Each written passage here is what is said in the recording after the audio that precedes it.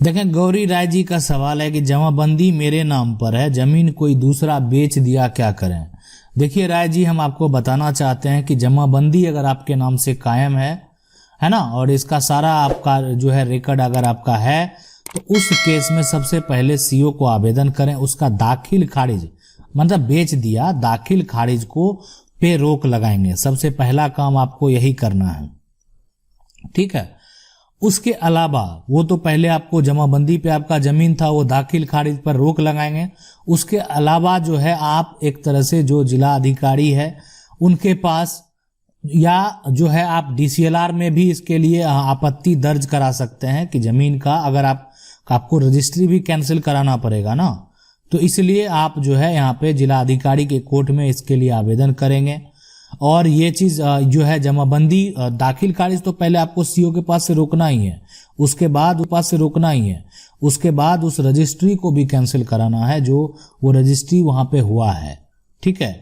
तो वो भी कैंसिल हो जाएगा, उसके लिए भी टेंशन नहीं है। इसलिए कि जमाबंदी अगर आपकी है तो कोई दूसरा जमीन बेचने का हकदार नहीं हो सकता है। और अगर कोई ऐसा करता है, मान लेते हैं, तो अगर यहाँ पे तो ठीक है, यहाँ पे तो जिला अधिकारी के पास कैंसिल हो जाएगा। कानून में अगर आप जाएंगे, न्यायालय में भी जाएंगे, तो उस पर धोखाधड़ी 420 ये सब का भी मुकदमा चलाया जा सकता है कि मतलब एक धोखा करना हो गया, गलत करना हो गया, फ्रॉड करना हो गया। चलिए अगला सवाल देखते हैं। अगला सवाल है, ये पूछ रहे हैं प्रॉपर्टी ओनर का मकान कब्जे में है तो क्या कब्जा दार भी स्टे ऑर्डर ले सकता है। देखिए अब बात हम आपको बता देते हैं। स्टे ऑर्डर का यहाँ पे मतलब होता है जब हम घर में रहते हैं, मान लेते हैं उस पर कोई स्टे हमको लगा दिया, तो इसका मतलब ये नहीं होता कि हम घर में रहना छोड़ देंगे। हाँ, हम वैसे चीज पे जो कि मेरे घर के बगल में हम उसका उपयोग कर रहे हैं करेंगे तो भी कोई दिक्कत नहीं है। तो उस केस में उस पर स्टे लग गया तो हम उस पर जो है रुकावट कोई कर सकता है। जैसे आप उसमें फसल लगाते हैं, उसमें स्टे लग गया तो आप फसल नहीं लगवाएंगे, है ना, जब तक उसका मान लेते हैं निर्णय नहीं हो जाएगा। लेकिन घर वाली बात है, अब कोई बाथरूम पे स्टे लगा देगा तो ऐसा तो नहीं कि बाथरूम नहीं जाएगा। घर पे स्टे लगाने का मतलब है कि आप उस पे अब कोई न्यू कंस्ट्रक्शन नहीं करेंगे, आगे अगर भी स्पेस है आप उस पर कोई भी बाउंड्री बाल नहीं देंगे, ठीक है। ये इस तरीके का प्रक्रिया भी होता है अगर उस घर में लोग रह रहे होते हैं तो। अगला सवाल ये पूछ रहे हैं, सर मेरे दादाजी के नाम से जमीन जो है 80-85 दिन से रसीद 80-85 दिन से रसीद नहीं कटा है। 80-85 दिन सिर्फ या 80-85 से जो भी आपका है, ये 80-85 आपने शायद बोलना चाह रहे हैं, नहीं कटा। जमीन कोई और कब्जा किए हुए, जब रसीद कटाने गए तो कर्मचारी बोलता है कि खतियान लेके आओ। जब खतियान निकालने गए तो जो जिला कार्यालय है वो बोला कि जो फट गया है या नहीं जो है मिलेगा। अब मैं क्या करें, कुछ बताइए। देखिए सबसे पहले आपको जो निकालने का तरीका होता है उसको समझिए, है ना। खतियान जो है जिला अभिलेखागार में जाएंगे, सही तरीके से आवेदन करेंगे। बहुत लोग अब अगर यहाँ पे एक सीधी सी बात है कि भ्रष्टाचार ही इतना है ना कि वहाँ डायरेक्टली बोल दिया जाता है कि नहीं है। अगर वहाँ नहीं होता है तो आगे जो यहाँ पे अभिलेखागार है, और जो आप जिस राज्य से आप बिलोंग करते हैं वहाँ के अभिलेखागार में भी आप उसको पता कर सकते हैं, ऑनलाइन भी देख सकते हैं। बिल्कुल वो इन्फॉर्मेशन ऐसा नहीं है देखिए फटने का मतलब है, ठीक है, वो एक रजिस्टर्ड में मेंशन करके रखा हुआ रहता है, उसका कई एक कॉपी तैयार किया रहता है सारा कुछ डाटा का, है ना। अब उसका स्कैनिंग प्रक्रिया भी शुरू है तो इसलिए उतना आसान नहीं है बोल देना। ढूंढने के मतलब आप समझ सकते हैं कि एक आलस्यपन से भी बोल दिया जाता है तो रसीद संबंधित कोई भी कार्य हो पाएगा। अगला सवाल ये पूछ रहे हैं, 2 भाई हैं, दोनों भाई जीवित हैं, दोनों भाई के बच्चे भी हैं, जमीन बड़े भाई के नाम से है, तो क्या छोटे भाई लड़के को तीसरे पक्ष पर पड़ोसी पर टीएस करने का अधिकार है? बिल्कुल अधिकार है ना। सब जीवित हैं उससे मतलब नहीं है, अगर संपत्ति पैतृक है तो बिल्कुल अधिकार है। कोई यहाँ पे ये इसलिए कि वो उनके हकदार हैं तो उनको अधिकार है, वो न्यायालय जा सकते हैं, अपना हक ले सकते हैं। अगर मान लेते हैं कि पिता जीवित हो और पिता के नाम से जमाबंदी हो और बेटा मान लेते हैं 2 हो, वो भी कानूनन लड़के जो है संपत्ति से हकदार जो है हक ले सकता है, अगर जो पिता के पास संपत्ति है वो अगर पैतृक हो तो। अगला सवाल देखते हैं कि जमीन एक डेट में रजिस्ट्री हुआ, सिर्फ नंबर पीछा आगा, है ना, 1-2 करके है जो है को है, नक्शा कम है और एक कटा बिहार सरकार में, मेरा नंबर पीछे है और रसीद कटा बिहार सरकार में, मेरा नंबर पीछे है और रसीद कट रहा है, जमाबंदी भी बन गया है और उस पर घर भी है, और दूसरा पार्टी ने बोल रहा है कि मेरा जमीन ही जबकि नया खतियान भी बन गया और उस पर मकान भी सहन है, 1964 का रजिस्ट्री है। देखिए, अगर ये ऐसा मामला है, सबसे पहली बात है कि जिसका ये तो बिल्कुल सही है कि जिसका रजिस्ट्री पहले हुआ उसी का सब कुछ होना चाहिए, लेकिन मामला अगर लंबे समय से है, मतलब उस पर सर्वे भी हो गया, आप ही का सब कुछ आ गया, आप जमाबंदी कायम करवा लिए, तो आपके नाम से रसीद कट रहा है, वर्तमान में आप कब्जा में हैं, तो आप इस मामले में केस कभी नहीं हारेंगे। जो अगर भुगतना पड़ेगा उसी को पड़ेगा, इसलिए कि जिन्होंने आपने रजिस्ट्री कराया तो आपको अगर कब्जा नहीं मिल रहा है तो आप इतने दिन से इंतजार क्यों कर रहे थे, या आपके जो भी पहले थे वो इंतजार क्यों कर रहे थे, उनको प्रक्रिया में जो जाना चाहिए था। तो ये चीज होता है। दूसरा एक चीज ये है, सही है ये सारा कुछ, लेकिन उनका कब्जा भी नहीं है ना, ये भी बहुत लंबे समय से कब्जा भी नहीं है, और आपका कब्जा है, आपने लगान शुल्क पे किया है, आपने घर बनाया है, तो फिर आपको भी मालिकाना हक होगा।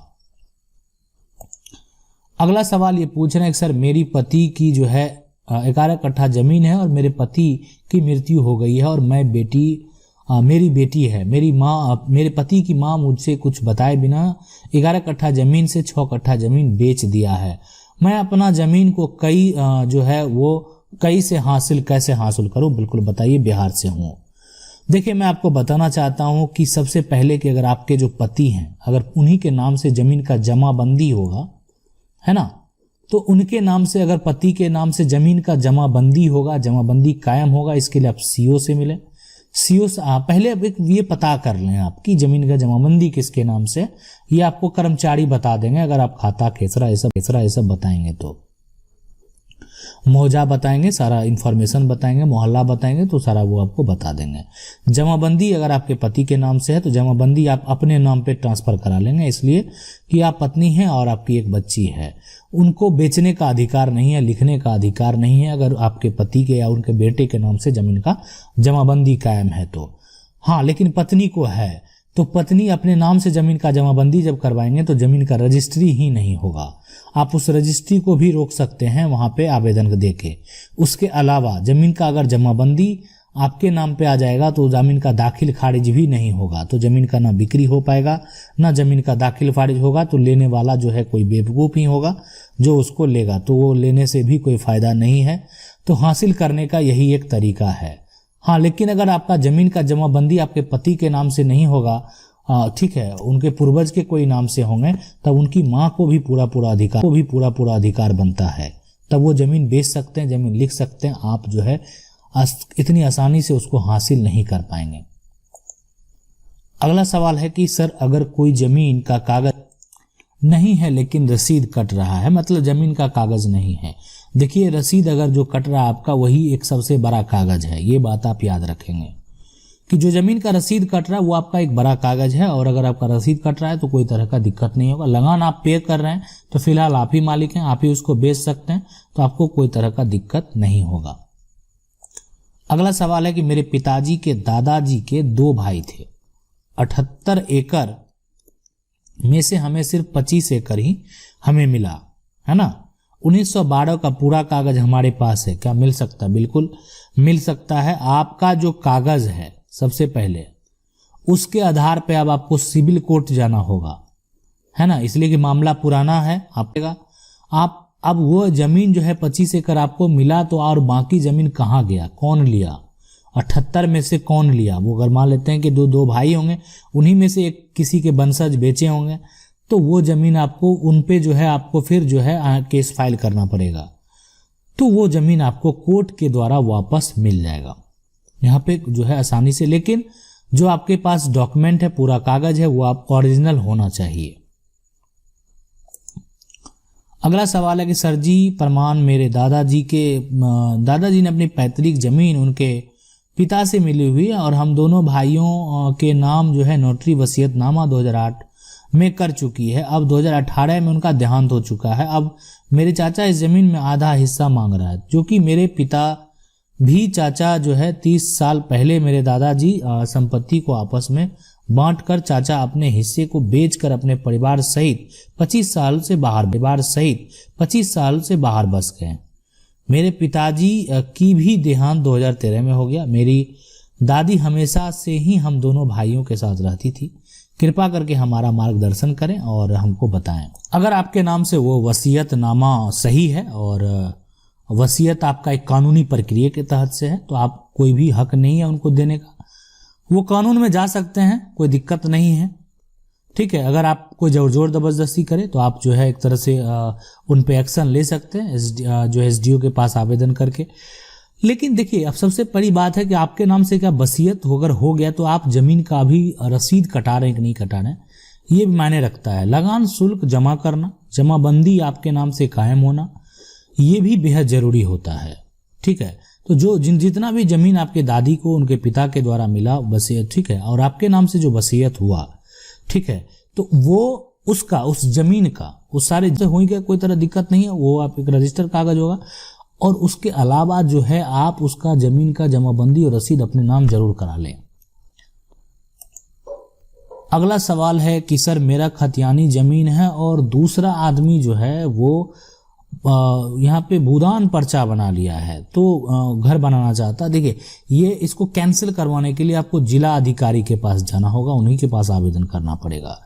आप जिला अधिकारी के पास अगर आप मान लेते, ये अगर करंट मामला है तो तुरंत जाएं, लेट ना करें।